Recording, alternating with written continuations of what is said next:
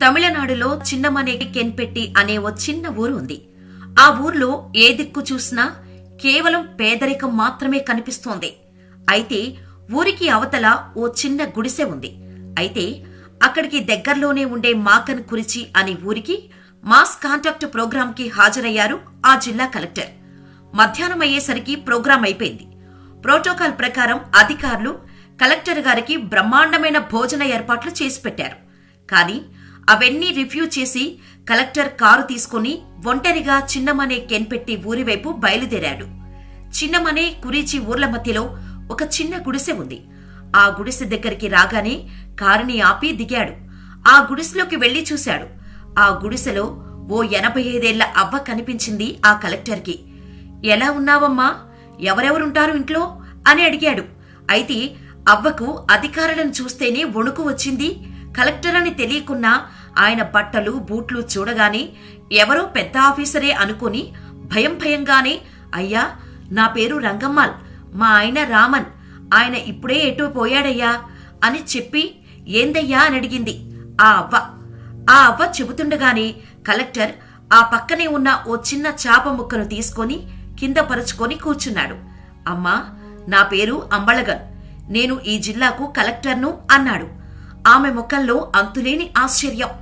ఊళ్ళో పట్వారీతో మాట్లాడటానికే ఆమెకు భయం, అలాంటిది కలెక్టరే ఆ గుడిసెకు వచ్చాడు. ఇక భయంతో ఏం తప్పు జరిగింది సారు, ఇలా వచ్చారు అని అడిగింది అవ్వ. అంతలోపే ఆయన డ్రైవర్, తనతో వచ్చిన దఫేదార్, ఆ ఊరి పట్వారీ, ఏరియా గిజ్జావర్, తాలూకు తహసీల్దార్ అందరూ గుడిసె బయటే వచ్చి నిలబడ్డారు. బయట నిల్చున్న ఆ ఊరి పట్వారిని పిలిచి అవ్వ గురించి అడిగాడు. అవ్వకి 2 కూతుర్లు. ఇప్పుడెక్కడుంటున్నారో ఎవరికీ తెలీదు. ఆ గుడిసెలో ఉండేది ఆ ఇద్దరే. ఒకరికొకరు ఎవరికీ పనిచేసే బలం లేదు. కేవలం ప్రభుత్వం ఇచ్చే ఉచిత బియ్యం పథకం ఆసరాగా బతుకుతున్నారు. వాళ్ళో వీళ్ళో సాయం చేస్తే తప్ప మిగతా సరుకులు సమకూర్చుకోలేరు అని చెప్పాడు ఆ ఊరి పట్వారీ. పట్వారీ చెప్పిందంతా విని అమ్మతో, ఏం వండుకున్నావమ్మా, నాకు కాస్త పెడతావా అని అడిగాడు ఆ కలెక్టర్. అవ్వ ముఖంలో మరింత ఆశ్చర్యం. ఇంకా వండుకోలేదయ్యా అన్నది. ఏం అనడిగాడు కలెక్టర్. ఇంట్లో సరుకులు లేవని చెప్పలేక అలా కలెక్టర్ ముఖం వంక చూస్తూ ఉండిపోయింది ఆ అవ్వ. అయితే ఆ కలెక్టర్ ఎక్కడికి వెళ్లినా క్యారియర్లో తన ఇంటి నుంచే మధ్యాహ్న భోజనం తీసుకెళ్తాడు. అవ్వను గమనించిన కలెక్టర్ డ్రైవర్ని కేకేసి క్యారియర్ తెప్పించుకున్నాడు. ఆ అవ్వను ఓ విరిగిన చెక్కపీట మీద కూర్చోమన్నాడు. అరిటాకులు పరిచాడు. ఈరోజు నాతో భోజనం చెయ్యి అన్నాడు. ఆ అవ్వకు ఏం అర్థం కావటం లేదు. ఏం జరుగుతుందో తెలియటం లేదు. నిజమా లేక ఇదంతా కళ అనుకుంటుంది ఆమె. అవును మరి, ఆమె ఊహించలేనిదే కదా అక్కడ జరుగుతుంది. అవ్వతో పాటు కూర్చొని భోజనం చేస్తూ ఇలా అడిగాడు. అవునమ్మా, మీకు వృద్ధాప్య పెన్షన్లు వస్తున్నాయా?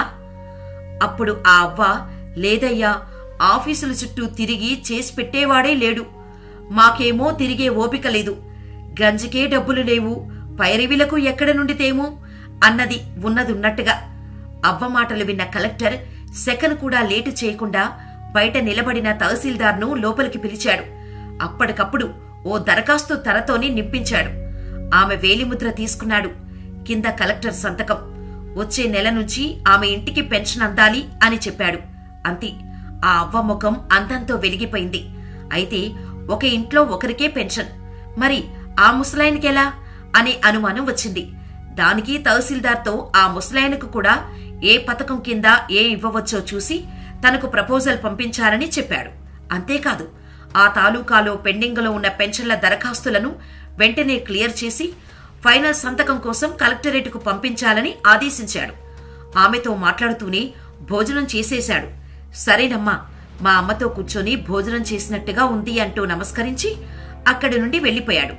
కలెక్టర్ గారు చెప్పినట్టే అవ్వకి తర్వాత నెల నుండి పెన్షన్ డబ్బులు ఇంటికి తెచ్చి ఇవ్వటం మొదలుపెట్టారు అధికారులు.